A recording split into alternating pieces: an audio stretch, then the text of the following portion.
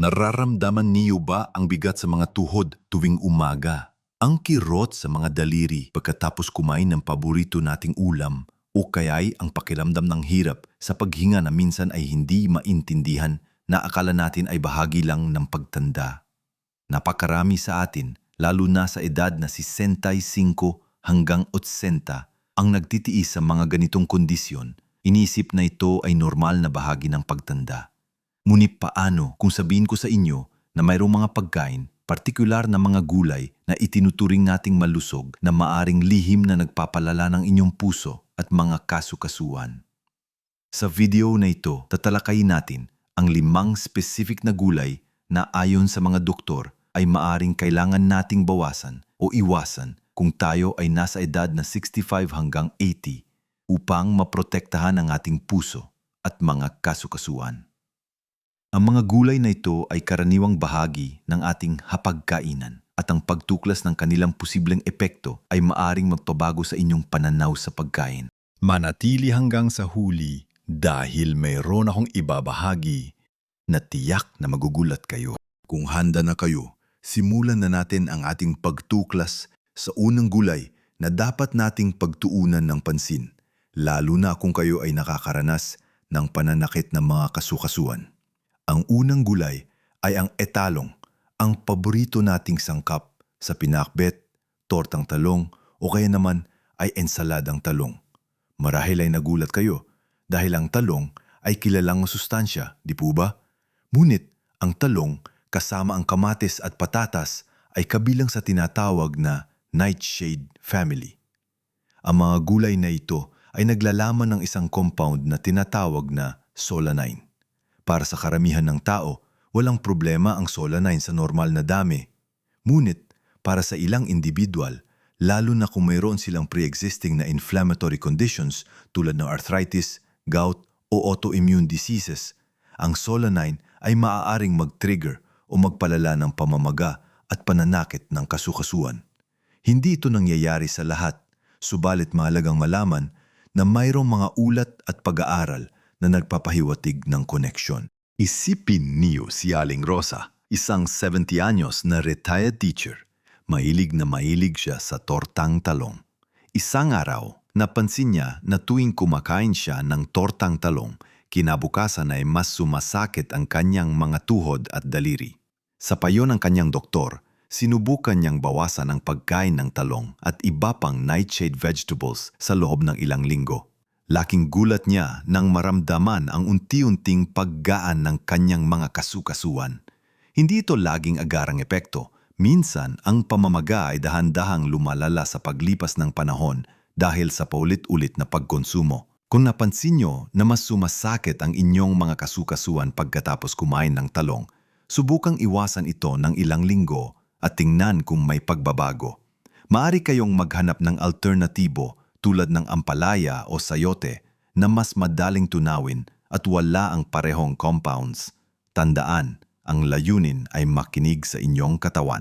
Kung nakaramdaman ninyong hindi kayo hiyang sa isang pagkain kahit pa ito ay gulay, mainam na bawasan o iwasan ito. Mahalaga ang pagiging mapagmasid sa kung paano tumutugon ang inyong katawan sa bawat pagkain na inyong kinakain. Hindi ito tungkol sa pag-demonize ng isang gulay, kundi sa pag-unawa sa individual na sensitivity ng bawat isa sa atin, lalo na sa ating edad na mas sensitibo ang ating katawan. Ang pagkain ay dapat maging lunas, hindi isanin ng karagdagang pasakit. Ito ang dahilan kung bakit mahalagang subukan ang tinatawag na elimination diet kung mayroon kayong hinala sa isang pagkain. Ito ay ang proseso ng pag-alis ng isang pinag-ihinalaang pagkain sa inyong diet sa loob ng ilang panahon at pagkatapos ay unti-unting ibalik upang makita kung ano ang magiging reaksyon ng inyong katawan. Sa ganitong paraan, mas makikilala ninyo ang inyong sariling sensitivity. Ngayon na pag-usapan natin ang talong. Lumipat naman tayo sa isa pang paborito nating gulay. Nakabilang din sa pamilya ng nightshade, ang kamatis. Sino ba naman ang hindi mahilig sa sariwang kamatis sa salad, sa sauce ng spaghetti o sa sinigang? Ang kamatis ay puno ng vitamina C at lycopene, isang malakas na antioxidant na maganda para sa puso. Ngunit, tulad ng talong, ang kamatis ay naglalaman din ng solanine. Para sa mga individual na sensitibo sa nightshades, ang kamatis ay maaari ring mag-ambag sa pamamaga at pananakit ng kasukasuan. Bukod pa rito, ang kamatis ay acidic din. Para sa mga taong may acid reflux o kaya naman ay meron ng iritasyon sa digestive tract, ang mataas na acidity ng kamatis ay maaring magpalala ng kanilang kondisyon. Hindi ito direktang nakakaapekto sa puso o kasukasuan. Subalit ang patuloy na discomfort sa tiyan ay maaari magdulot ng stress sa katawan at makabawa sa pangkalahatang kagalingan. Ika nga, kapag masaya ang tiyan, masaya rin ang buong katawan. Isipin niyo si Lolo Jose, 75 anyos, na mahilig sa sinigang na may maraming kamatis. Matagal na niyang nararamdaman ang pananakit sa kanyang mga daliri, lalo na sa umaga. Pidayuhan siya ng kanyang apo, nabawasan ang kamatis sa sinigang at subukang gumamit ng mas kaunting sampalok o iba pang pampaasim. Napansin ni Lolo Jose na pagkatapos ng ilang linggo, naging mas magaan ang pakiramdam ng kanyang mga daliri. Hindi ito nangangahulugan na ganap na nating aalisin ang kamatis sa ating diet, lalo na kung wala naman kayong nararamdamang masamang epekto. Ang mensahe dito ay maging mapagmatyag at obserbahan ang inyong katawan. Kung may hinala kayo, subukang limitahan ang pagkonsumo, lalo na ng hilaw na kamatis. Ang pagluto ng kamatis ay maaring makatulong na mabawasan ang ilang compounds, ngunit hindi ito garantiya. Maaari ninyong palitang kamatis ng carrots o pulang bell pepper sa inyong mga lutuin na nagbibigay din ng kulay at sustansya nang hindi nagdudulot ng posibleng problema. Ang pagiging maingat sa pagkain ay hindi paglimita sa sarili, kundi pagbibigay ng mas mahusay na pangangalaga sa ating sarili. Ngayon na napag-usapan na natin ang talong at kamatis, lumipat naman tayo sa isa pang gulay na kabilang din sa pamilya ng nightshade, ang patatas. Oo, ang paborito nating patatas sa afritada, menudo o kaya naman ay potato chips. Ang patatas ay isang pangunahing pinagmumulan ng carbohydrate at enerhiya. Ito ay mayaman din sa potassium na mahalaga para sa kalusugan ng puso. Subalit, tulad ng talong at kamatis, naglalaman din ito ng solanine lalo na sa balat at sa mga berdeng bahagi. Para sa mga individual na may sensitibong kasukasuan o inflammatory conditions, ang pagkonsumo ng patatas ay maaring man-trigger ng pamamaga. Hindi ibig sabihin na ganap na nating alisin ang patatas sa ating hapagkainan.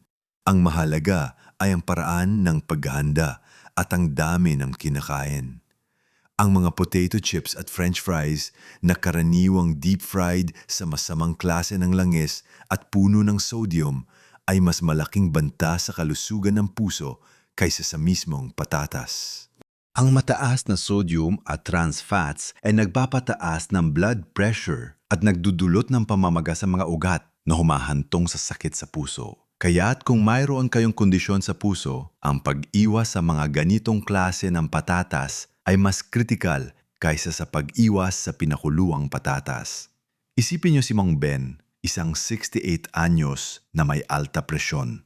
Mahilig siya sa potato chips bilang merienda. Ngunit nang payuhan siya ng kanyang doktor na bawasan ang maalat at mamantika na pagkain at palitan ang potato chips ng steamed kamote, bumaba ang kanyang blood pressure at gumaan ang kanyang pakiramdam. Kung gusto niyong kumain ng patatas, mas mainam na lutuin ito sa mas malusog na paraan, tulad ng pagpapakulo o pagbebake at alisin ang balat lalo na kung may berdeng bahagi. Mas mainam din na palitan ang puting patatas ng kamote o sweet potato na may mas mababang glycemic index at mas maraming fiber na mas mainam para sa puso at digestive system.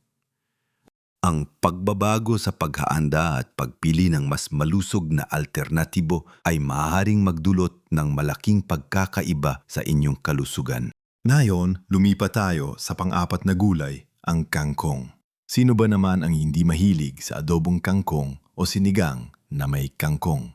Ang kangkong ay mura, masustansya at madaling lutuin. Ito ay mayaman sa bitamina A at C at sa iba pang mahahalagang mineral. Ngunit ang kangkong kasama ang iba pang madilim na berdeng gulay tulad ng spinach at kamote tops ay may mataas na nilalaman ng oxalates. Ang oxalates ay natural na compound na matatagpuan sa maraming halaman. Para sa karamihan ng tao, walang problema ang oxalates. Ngunit para sa mga individual na may kasaysayan ng kidney stones o kaya naman ay may problema sa bato, ang mataas na pagkonsumo ng oxalate ay maaaring mag-ambag sa pagbuo ng kidney stones.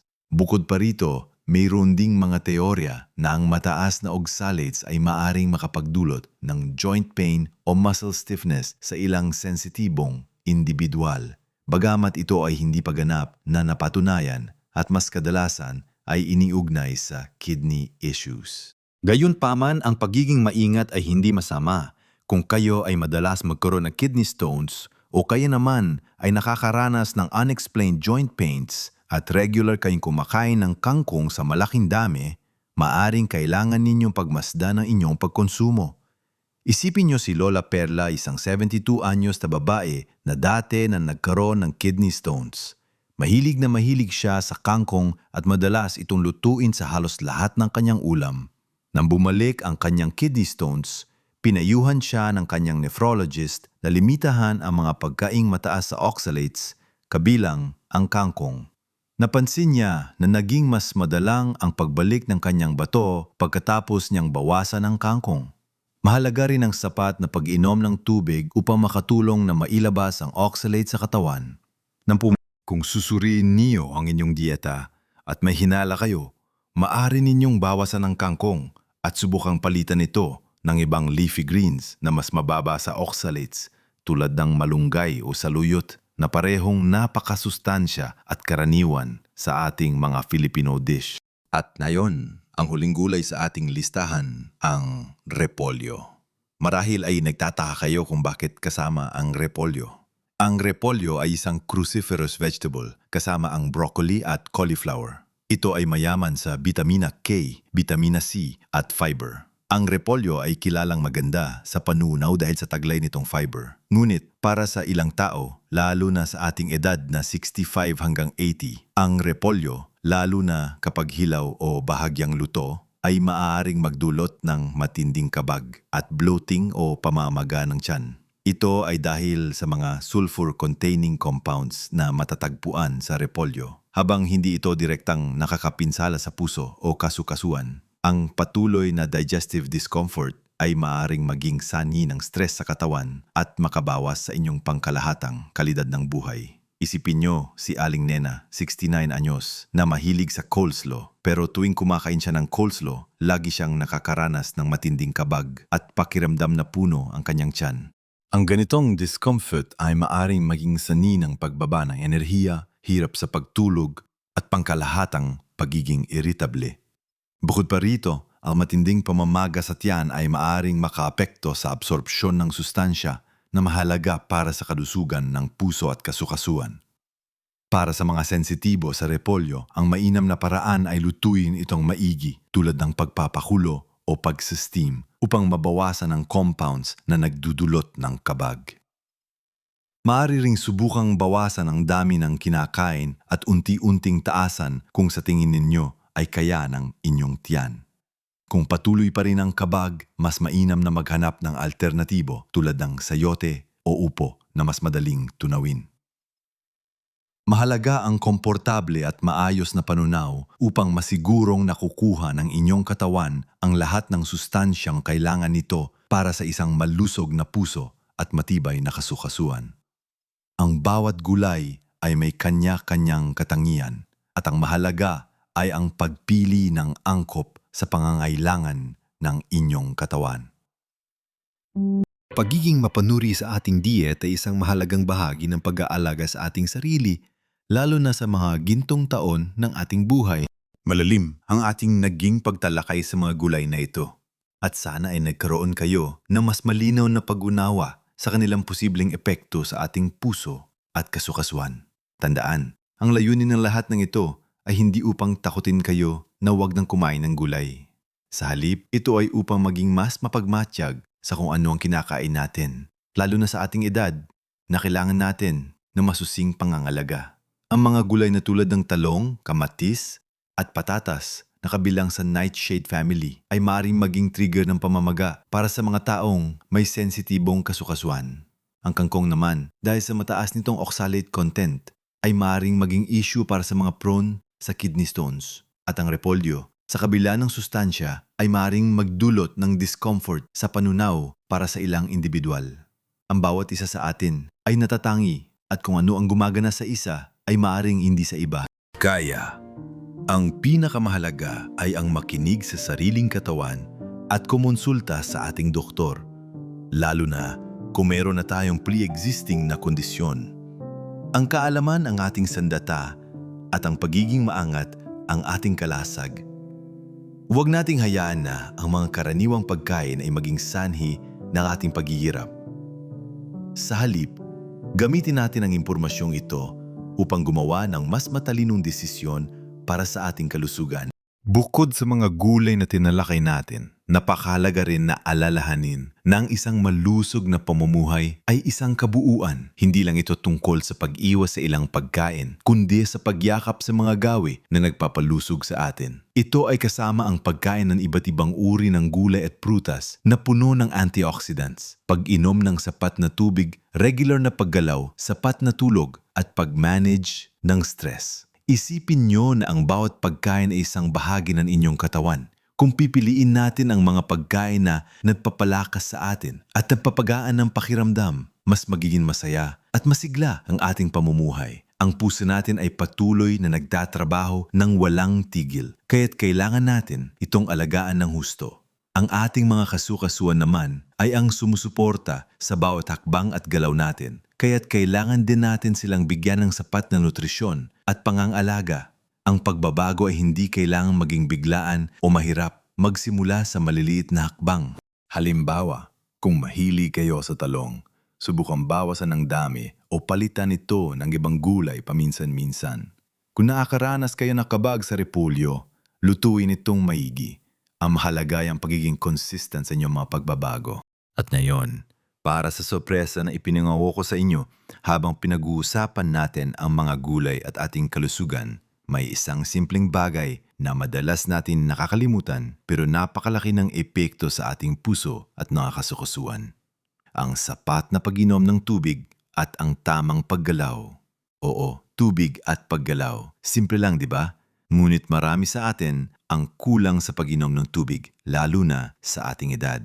Ang tubig ay hindi lamang pamatiduhaw, ito ay mahalaga para sa bawat function ng ating katawan, kabilang ang pagpapanatili ng sirkulasyon ng dugo, paglilinis ng toxins, at higit sa lahat ang pagpapanatili ng lubricated ang ating mga kasukasuan. Kapag kulang tayo sa tubig, ang ating mga kasukasuan ay nagiging matigas at mas madaling sumakit. Ang ating puso naman ay kailangang magtrabaho ng mas mabigat para maipump ang dugo na nagdudulot ng stress sa puso. Kaya't siguraduhin na uminom kayo nang hindi bababa sa 8 baso ng tubig sa isang araw o kung ano man ang rekomendasyon ng inyong doktor. Bukod pa rito, ang tamang paggalaw, hindi yung matindi, kundi yung sapat at angkop sa inyong edad at kakayahan.